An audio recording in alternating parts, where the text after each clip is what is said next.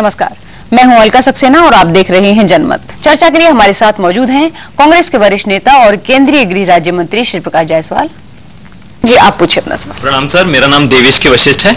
मैं जायसवाल जी से सवाल करना चाहता हूं, कांग्रेस से सवाल करना चाहता हूं। कांग्रेस ने आज मत रखा कि पिछले 3 वर्षों के जो निर्वाचन होगा उसके मतों के आधार पर फंडिंग की जाएगी। सर, निर्वाचन प्रणाली समान होनी चाहिए सभी के लिए, कहां तक उचित है ये आपका मत? क्या लगे क्या ना लगे, कितना लगे कितना ना लगे, ये भी मैं नहीं कहता हूं, लेकिन कोई आधार तो आपको तय करना पड़ेगा।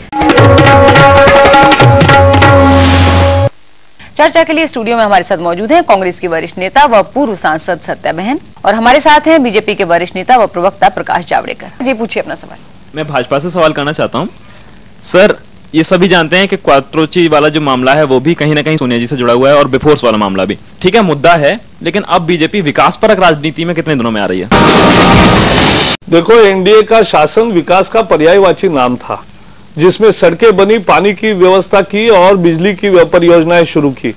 जो 50 साल नहीं हुआ वो 5 साल में हुआ।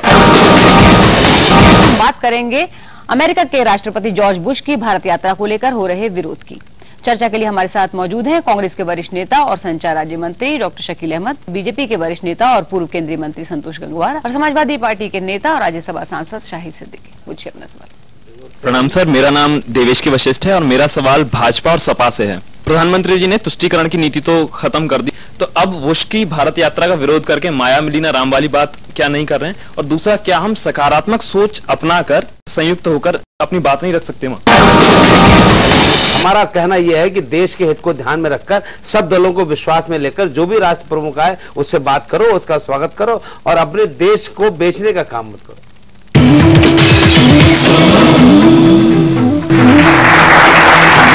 नमस्कार, मुकाबला में आपका स्वागत है। मैं हूं दिबांग। इन दिनों इंसाफ के 2 चेहरे सामने हैं, जैसिका और जाहिरा। जैसिका अब इस दुनिया में नहीं है, उसके कातिल बड़े घरों के बेटे अब खुलेआम घूम रहे हैं क्योंकि अदालत में उन्हें किसी ने नहीं पहचाना। तो मुकाबला में यही है बहस का मुद्दा, जाहिरा और जैसिका, क्या इंसाफ ताकतवर और अमीर की जेब में है? आज जो सवाल मेरे जहन में, शायद पूरी यूथ के जहन में आ रहा होगा, जो भी माहौल बन रहा है उसके बाद जुडिशियली पर भरोसा कम हो रहा है। क्या इस रास्ते के अलावा कि खुद कानून को अपने हाथ में ले लें, इसके अलावा जनता अब क्या करे? तीनों से मेरा क्वेश्चन है। जब पुरुषोत्तम जी माहौल पर गहराई से ध्यान दें तो जुडिशरी पे आपका भरोसा बढ़ना चाहिए।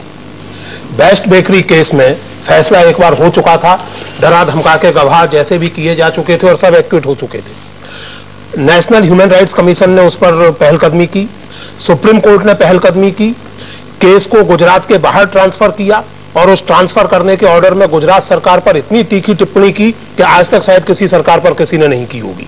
जिस दिन हम है ना हमारे हाथ नीचे करेंगे, तब तक आप यकीन कीजिए, things would have been worse but for the people who are doing something. That's right.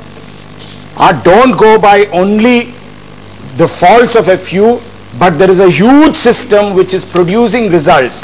उनके ऊपर भरोसा कभी आप मत खत्म कीजिए। भी यहाँ एक युवा ने कही कि क्या हम कानून को अपने हाथ में ले लें? नहीं, कानून को आपको अपने हाथ में नहीं लेना है, आपको देश को अपने हाथ में लेना है।